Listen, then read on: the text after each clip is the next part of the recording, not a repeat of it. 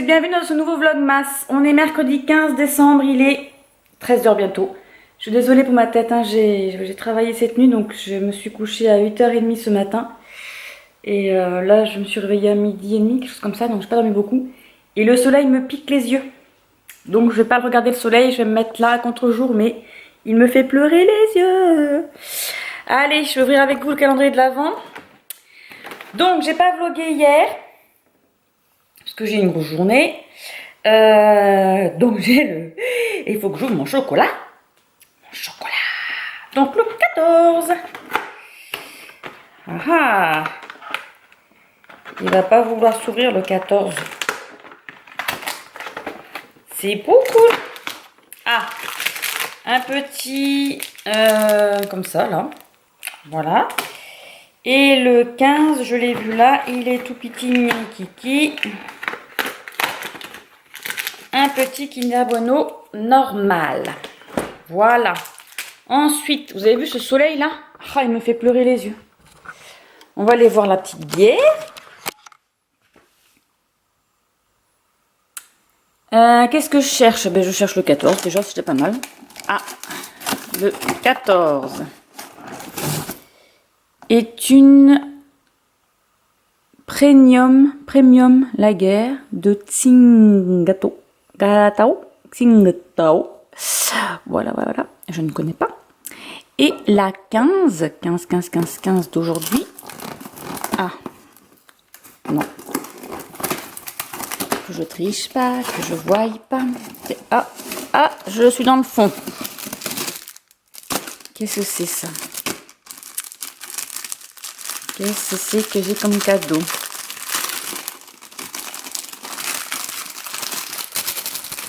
Alors attendez, j'ai perdu mon jouet.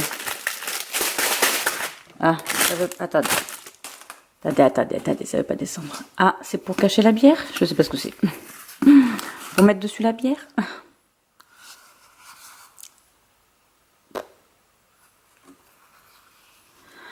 On va tricher, on va aller voir sur la descriptive qu'est-ce que j'ai comme cadeau. Alors, ils disent quoi? Ils disent que... Alors, c'est un cosy. Un cosy? Qu'est-ce que c'est ça?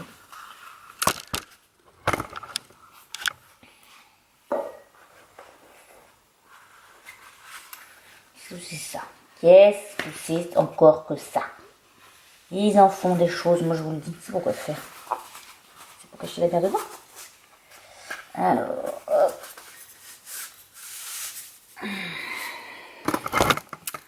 Donc voilà, ça sert à ça. Ça sert à cacher la bière, à la mettre dedans, comme ça. Je ne vois pas trop l'intérêt, mais bon, mais voilà, c'est ça.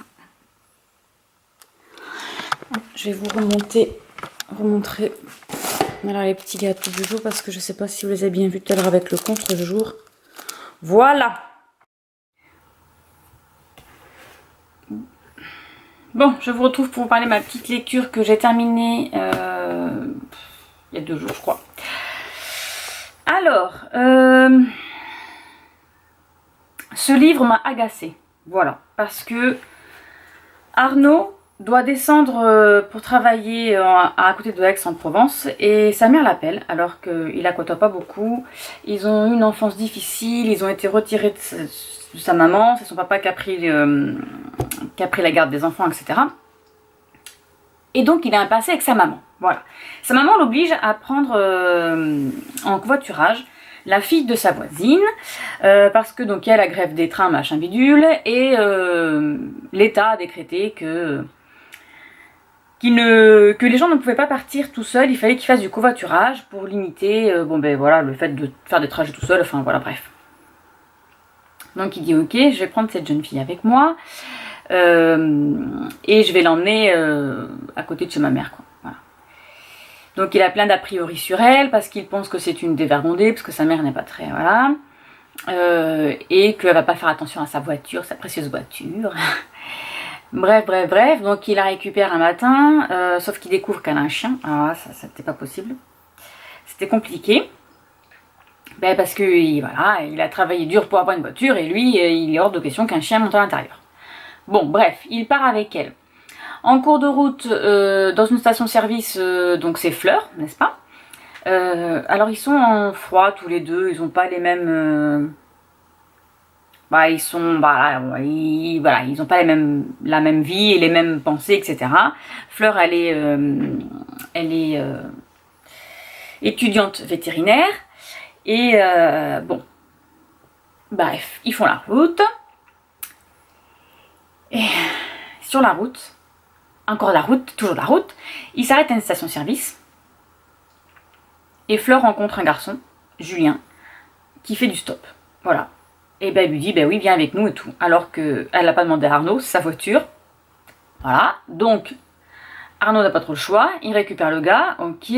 Bref, tout le long de la route, bon, ils sont en conflit les deux garçons parce que Julien rigole beaucoup avec Fleur et du coup Arnaud est un peu jaloux, etc. Bref, voilà, on s'en fiche. Moi, ce qui m'a agacé, c'est que encore une autre fois sur la route, ils veulent prendre de l'essence, il n'y en a plus parce qu'on est limité. Et bien Fleur rencontre encore un gars. Ah non, c'est Julien cette fois-ci. Et ce gars, ils le prennent encore en stop. Alors que Arnaud, le conducteur, il veut pas lui. Voilà. Donc lui, sa voiture et tout le monde oblige à tout. Après, il y a aussi donc l'histoire d'amour entre lui et Fleur. Bon, ça va très vite, hein, je sais plus. On commence quand? Ils partent quand, ces jeunes? Ils partent le 19 décembre et ça va...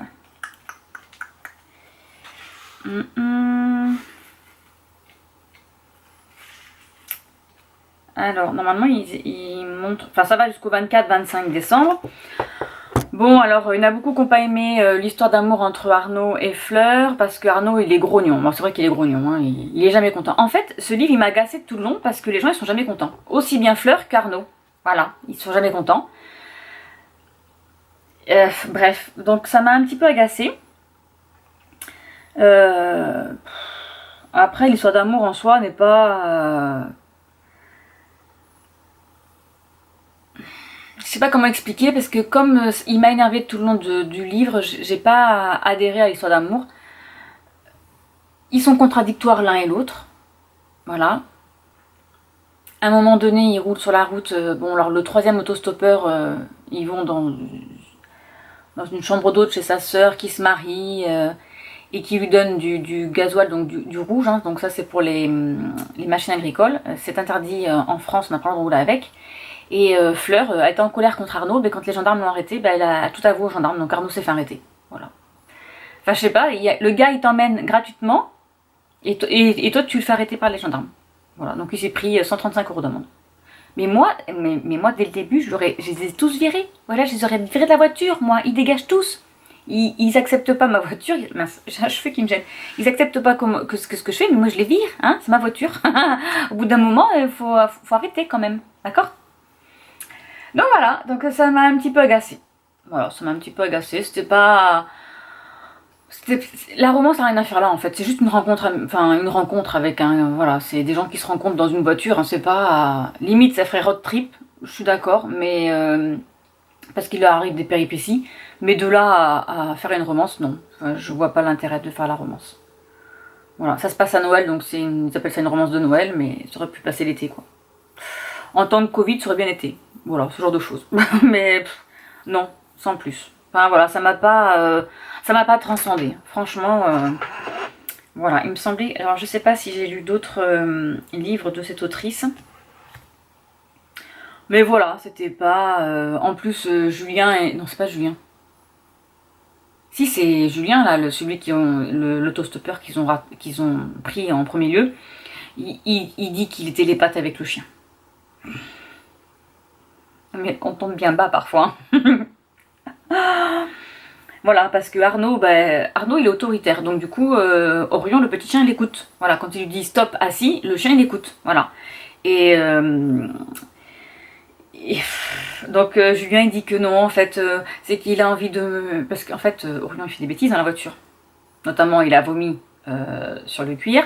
Ensuite, il a mâchouillé la ceinture de sécurité. Et Julien il dit que c'est parce qu'il s'ennuie, qu'en fait il veut jouer, enfin voilà, bah, après il a pas tort, hein, c'est un petit chien, il veut jouer. En même temps, normalement, tu mets un chien dans une voiture quand il se promène, et il est pas en libre service comme ça sur la banquette, hein, parce que le premier virage, le pauvre il glisse, hein. Il est censé être dans une petite cage, enfin dans un petit panier où tu le transportes, quoi. Bref, ça m'a, ouais bon, il m'a agacé tout le long du livre. Moi, à la fin, j'étais à la place d'Arnaud, mais moi j'aurais viré tout le monde, hein. En plus, quand il arrive chez sa mère, il a un conflit avec sa maman, c'est entre lui et sa maman. Non, tout le monde s'en mêle, tout le monde dit mais votre maman vous aime, machin bidule. Mais oui, mais enfin, ça vous regarde pas ce qui s'est passé. Il en parle pas, il le dit à personne, donc il y a des choses derrière. Enfin, voilà, ce côté-là, par contre, n'a pas été assez,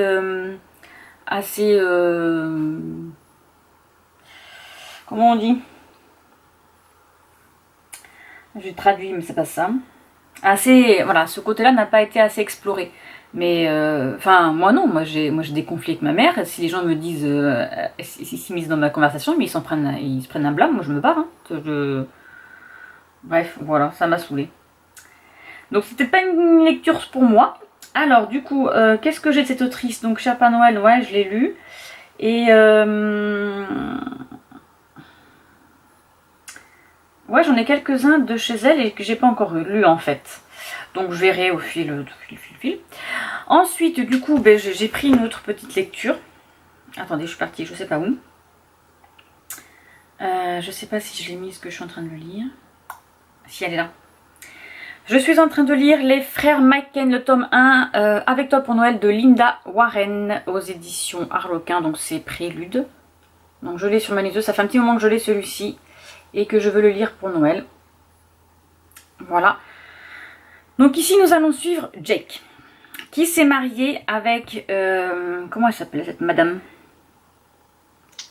Élise. En fait, ils se sont rencontrés tous les deux. Alors, je pense qu'ils ont un peu la trentaine. Ils se sont rencontrés tous les deux et ils ont eu le coup de foudre. Oui, 6 mois après, ils se sont mariés. Et là, Élise, alors Élise, elle a déjà eu un premier mariage et elle est veuve. Son ancien mari est décédé. Et là, elle est complètement omnibulée pour avoir une grossesse. Voilà, par une grossesse.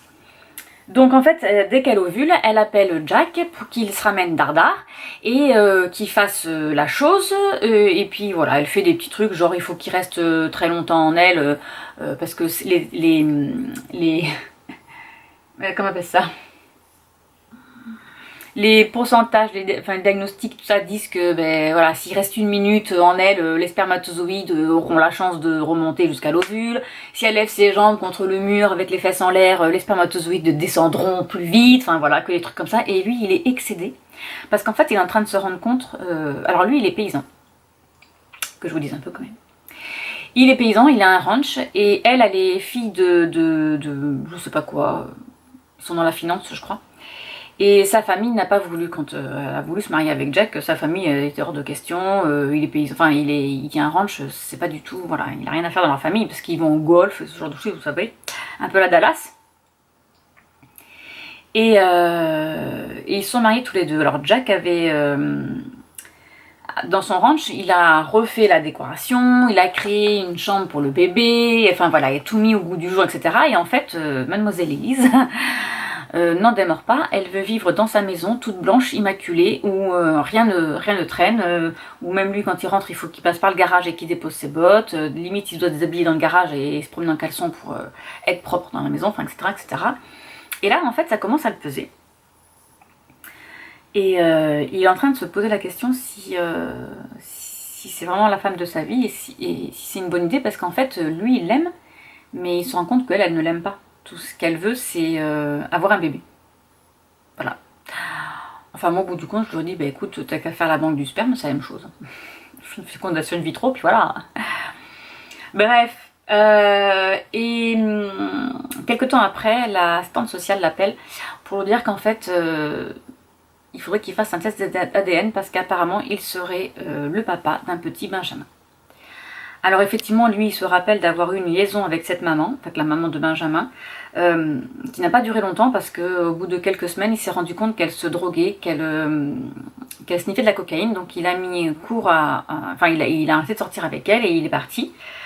Sauf que pour lui, il s'était bien protégé et elle prenait la pilule, donc il ne pensait pas avoir ce petit souci. Donc il fait les tests d'ADN et il s'avère que le bébé est bien de lui. Le petit a 4 ans, je crois que c'est 4 ou 5 ans. Et là, Élise, elle pète un câble parce qu'elle lui dit que qu'elle a foutu son plein l'air, que c'est de sa faute, que voilà, alors que lui, il est pour rien, hein, il était pas au courant. Hein. Et là, il commence à en avoir marre parce que moi, j'ai conflit familial, hein, parce que là, sa maman aussi l'a abandonné quand il avait 10 ans. Donc il a dit qu'il était hors de question qu'il fasse comme sa mère, qu'il abandonne son fils si c'est le sien. Voilà. Il s'avère que c'est le sien, donc il lui pose la question, est-ce que tu es capable d'élever l'enfant d'une autre? Parce qu'en fait, son ex-copine, donc la maman du petit garçon, a été déchue de ses droits parentaux parce qu'elle est droguée, etc. Et donc c'est sa mère à elle, donc la grand-mère du petit, qui l'a élevé, sauf que la grand-mère est décédée. Et donc les services sociaux essayent de trouver le papa de ce petit afin qu'il ne soit pas mis dans une maison, enfin dans un foyer d'accueil, quoi. Voilà. Bref, et là ça part en cacahuète. Là ça part en cacahuète parce que Élise, elle voudrait bien un enfant, mais elle voudrait l'enfant d'elle et de Jack et pas de quelqu'un d'autre. Donc Jack en a eu marre, il lui a dit de toute façon tu m'aimes pas, tout ce que tu veux c'est que je te fasse un enfant, le reste on n'a rien à faire de moi. Donc il s'en va. Voilà. Il était en colère et il s'en va. Voilà, sachant que ça va être compliqué d'avoir la garde du petit parce qu'apparemment les services sociaux disent que s'il est en couple et que tout va bien, il aura le droit d'avoir la garde de son fils alors que c'est son fils. Et si ça se passe pas bien dans son couple et que sa femme n'est pas d'accord pour avoir le petit, et il ira en famille d'accueil alors que je comprends pas pourquoi. Enfin c'est le juge qui décidera, mais c'est un peu bizarre parce que si c'est lui le papa, je vois pas pourquoi il aurait pas le droit d'avoir son fils. Surtout qu'il était pas au courant lui, donc il est pour rien non plus, hein, non plus. Voilà, donc celui-ci je le lis sur la liseuse et j'ai commencé hier soir. Ça se lit, bon, pareil, c'est une petite romance, hein. Elle fait combien de pages? Elle fait 300, qu'est-ce que j'ai dit? 350 pages, et j'en suis... Alors, attendez que je mette la page d'accueil. J'en suis à 14%. Voilà, donc je vais continuer ma lecture parce qu'elle me plaît bien, et que je veux savoir la suite. Voilà. Et ce sera tout pour le moment. Je vais aller nourrir mes animaux. Là, il fait un super soleil. Et voilà, c'est tout pour aujourd'hui, n'est-ce pas? C'est déjà pas mal, hein? Allez, je vous laisse et je vous reprendrai plus tard. Bon allez, il est plus de 23 h, j'ai fini de regarder... Qu'est-ce que j'ai de regarder? La France a un incroyable talent parce qu'il y avait Inès Reg. Et donc là, je vais me coucher, donc je vous dis bonne nuit et je vous retrouve demain pour un nouveau vlogmas.